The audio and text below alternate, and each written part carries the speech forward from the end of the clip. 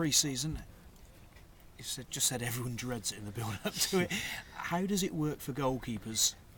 Obviously, I think it's different here because we've not got a full-time goalie coach. Where I think there's about 70% of League Two goalie coach now a full-time. So here it's slightly different to if you're at another club, but you just got to come in and get your general base of fitness and make the most of it when Bucky is in. But if you haven't got that general base of fitness, then you can't do your goalkeeping work. So you need that general base of fitness to get going, and then once you get that in, then it's all about seeing the ball again and picking it up and the flight and things like that, which does take a bit longer than the outfield players to get going. But hopefully we can have a good few days with Bucky, and especially when we go to Wales, hopefully he'll come and we can have a good week with him.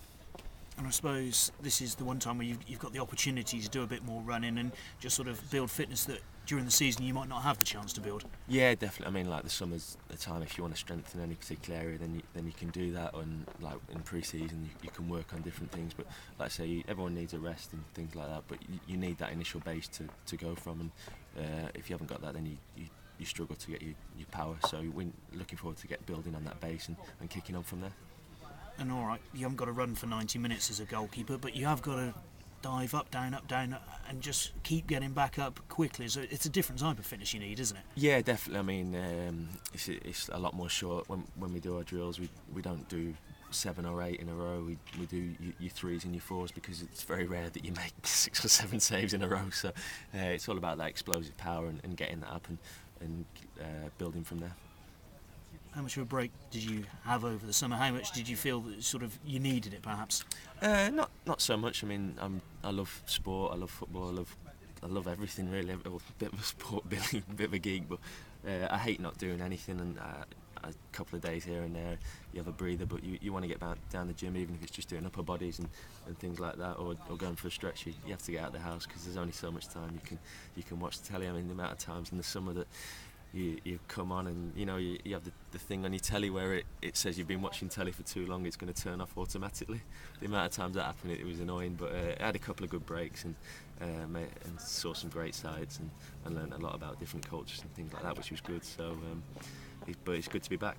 You can change the channel on your TV. That gets around the issue, you know. No, that's changing it enough because I've got bored of Sky Sports News and I had to switch it off yesterday when someone's dog came on the telly and he seemed to be the star of the show again on Sky Sports News. So the most celebrity dog in football, I think, that one.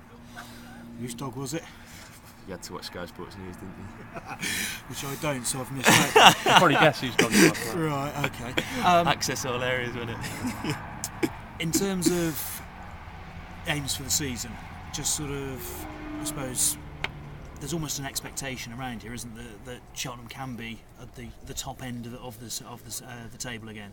Yeah, I mean we've established ourselves as a good League Two football team, but you wouldn't know that if I looked at the odds last night and we're middle of the table again, and no one outside of Cheltenham will expect us to go again, but inside of Cheltenham we all know what we've got here and hopefully what we've got coming in, and we can really look to kick on again from this season. But there's no point resting on last season. I mean, you look at Torquay, they made the final 3 years ago and then lost in the semis to us, and then last season they struggled at the bottom of the table all season. So we know that every game's a massive game and will be a big scale for teams now. Just looking at the 2 new signings who've come in, obviously one a central defender and one a veteran striker who just about everyone in football knows. Yeah, I mean, people have said to me what a good signing Jamie Curran is. He's scored goals all his career, and he's, like I say, he's experienced enough, and hopefully that'll help us in the long run. But like I say, he's a proven goal scorer, and that's something we were lacking last season. But not maybe so much the goal scorer, but someone to create chances for him as well. So hopefully we'll get a few more of them in. And Troy? I don't really know a lot about him, to be honest. Obviously, all the shots struggled at the bottom of the league last season, and they did keep a lot of. They think they kept 12 clean sheets in the league, so they're obviously doing something right at that end of the pitch. But like I say, I look forward to getting to know him and hopefully working alongside him. And shouting from behind him. Hopefully, yeah, hopefully. Testimonial year for you as well. I mean, can you believe it? To be honest, no one's said anything about it, so it's just another season for me, to be honest. So I'm not one to go and asking for things, so we'll just wait and see what happens with that one. But as the longest serving player here, I mean, I suppose another pre-season for you, and I suppose you just the impact you've made and the way you've established yourself in the first team. Just loving it here. Yeah, I mean, I came in, I had a bit of a tight car, so I came in to see Tommy on Monday, and it was weird driving in again. It's like, here we go again, but it's I love it. I'm close to my family here. It's a great club, and a lot of people look at it as a step to go somewhere else, but I don't think it is. It's a good football club. It's a well-established football league club. You only have to look at people who get released from here. They don't really go on, if you know what I mean. It's a well-established football league club, and it's a great place to play football. Great stuff, thank you. Cheers, thank you. Scott, what do you think you can improve upon personally for next season? Because you had such a good season last year, played literally every game, Player of the Year. I know you want to set yourself other targets. So how can you improve on that? Yeah, I just want to keep going and keep hopefully playing as many games as I can and keep learning and trying to make myself a better goalkeeper. Although we did keep 20 clean sheets last season, but I thought we still let in too many goals. I mean, like we had 4s at Rochdale, Chesterfield, Rotherham and things like that, and three at Burton. So we still let a lot of goals in, even though we did keep 20 clean sheets, and we need to know that when we do let in one, we've spoke about it before. I think Alan Bennett was a big one, that when we let in one, that's it. It still gives you a chance of getting back into the game, but if you're letting in 2s and 3s, it's very difficult to get back into the game. So hopefully we can if we do let one in, we can keep a stop at one. Yep.